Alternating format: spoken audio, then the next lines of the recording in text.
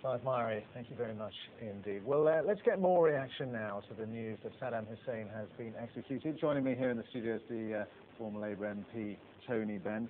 Mr. Benn, the Foreign Secretary, Margaret Beckett, saying today that Saddam Hussein has now been held to account. Yes. Do you agree he's been held to account?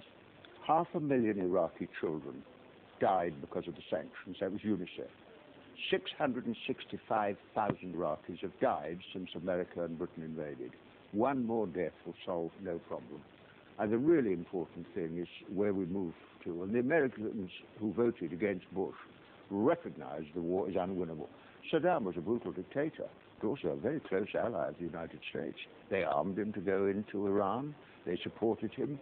And I don't think that an execution solves anything. Do you think he had a fair trial? No, it should have been an international trial. But the Americans, as you probably know, don't accept the International Criminal Court. If a single American soldier was ever arrested and put on trial, the American army would go in and release him. And I think it's the hypocrisy of it, really, because he had no weapons of mass destruction. He had nothing to do with 9/11, which pretended he had. And we were lied to. And that was what led to the war. And you see, take the execution. Supposing in South Africa, Nelson Mandela had insisted that Vorster and the white leaders were hanged, there would have been an endless succession of bloodshed. And he didn't. He said truth and reconciliation. And that is the right way forward. There will be no peace in Iraq until the American and British forces withdraw. That is the one hope for the future. And another death will solve nothing. Do you fear this execution will heighten the violence? I mean, we already have extraordinary violence there on a daily basis, scores of people dying every day. But do you think that could get even worse? Well, December was the worst month, I think, of American casualties. The war and killing will go on until American and British forces withdraw. It's as simple as that. And the American voters saw that when they voted against Bush themselves. Are you surprised the speed with which this execution was carried out? Because it is the religious festival of Eid. There, a lot of people were thinking it might be not carried out for several days.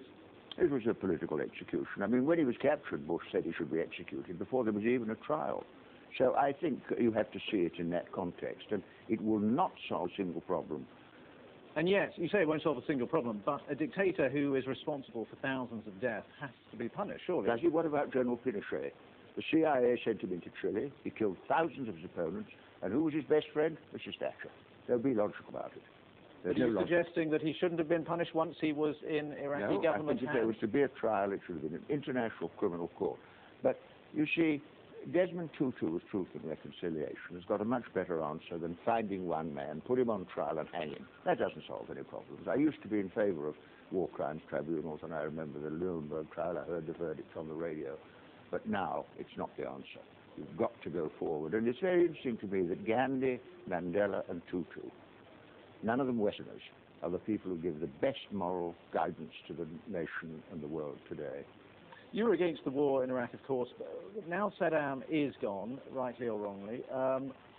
What do you think should be Britain's position? Withdraw from Iraq. Straight away? Absolutely. And 90% of the Iraqis say that themselves. I mean, there's no question about that is the right thing to do, and we should be focusing now on the answer to the problem, not killing another person and saying that will be an advance to democracy. You don't think an immediate withdrawal would just make things worse? No, I do not. I think that the bloodshed in the last 3.5 years, the Iraq wars lasted almost as long as the First World War. Thousands, tens, hundreds of thousands have died, and no progress has been made. And that's because the motive for the war, Bush wanted the oil, had nothing to do with weapons, nothing to do with 9/11. And Blair did what he was told. I mean, Blair has simply obeyed orders from Bush. And the legacy of Bush and Blair will be the killings in Iraq. That's the only thing ever remembered for history. And Saddam will be remembered as a dictator, which is what he was, and an ally of the United States of America. Okay, Tony Benn, thank you very much indeed for your time. Thank you for joining us. It's 2:15, the headlines. The former Iraqi dictator Saddam Hussein has been executed by hanging in Baghdad for crimes against humanity. Pictures of Saddam's body have been shown on Iraqi television as proof of his death. And 25 people have been killed by 3 car bombs in Baghdad. Earlier, in the southern Iraqi city of Kufa, 31 people were killed in an explosion in a marketplace.